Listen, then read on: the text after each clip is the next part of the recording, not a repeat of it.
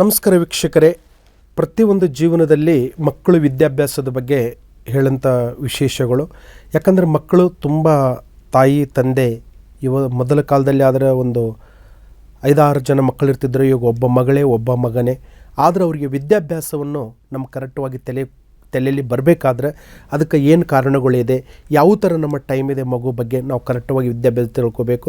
ತಾಯಿ ತಂದೆ ಮಾತು ಕೇಳ್ತಾ ಇಲ್ಲ, ಮನೆಯಲ್ಲಿ ಯಾರು ಹೇಳಿದ ಮಾತು ಕೇಳ್ತಾ ಇಲ್ಲ, ಮಗು ಚೆನ್ನಾಗಿ ಓದ್ತಾ ಇಲ್ಲ, ವಿದ್ಯಾಭ್ಯಾಸದಲ್ಲಿ ತುಂಬ ತೊಂದರೆಗಳು ಆಗಿದೆ ಅಂದರೆ ಆ ವಿದ್ಯಾದಲ್ಲಿ ಏನು ಕಾರಣ ಇದೆ ಅಂತ ನಾವು ಜಾತಕವನ್ನು ನೋಡಿ, ಡೇಟ್ ಆಫ್ ಬರ್ತವನ್ನು ನೋಡಿ, ಟೈಮನ್ನು ನೋಡಿ ನಾವು ತಿಳ್ಕೊಂಡ್ರೆ ಖಂಡಿತವಾಗಿ ಅವರಿಗೆ ಪ್ರತಿಫಲ ಸಿಗುತ್ತೆ.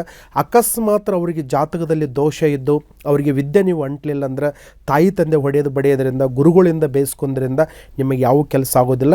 ಮಕ್ಕಳದು ಡೇಟ್ ಆಫ್ ಬರ್ತು, ಟೈಮಿಂಗ್ ಮತ್ತು ಮಕ್ಕಳಿಗೆ ವಿದ್ಯಾ ಪೆಂಡೆಂಟ್ ಅಂತ ಬರುತ್ತೆ.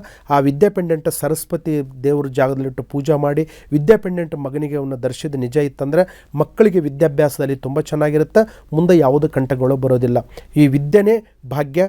ಮಕ್ಕಳಿಗೆ ವಿದ್ಯೆ ಬಗ್ಗೆ ತಿಳ್ಕೊಳ್ಳಿ. ಒಳ್ಳೆಯದಾಗಲಿ. ನಮಸ್ಕಾರ.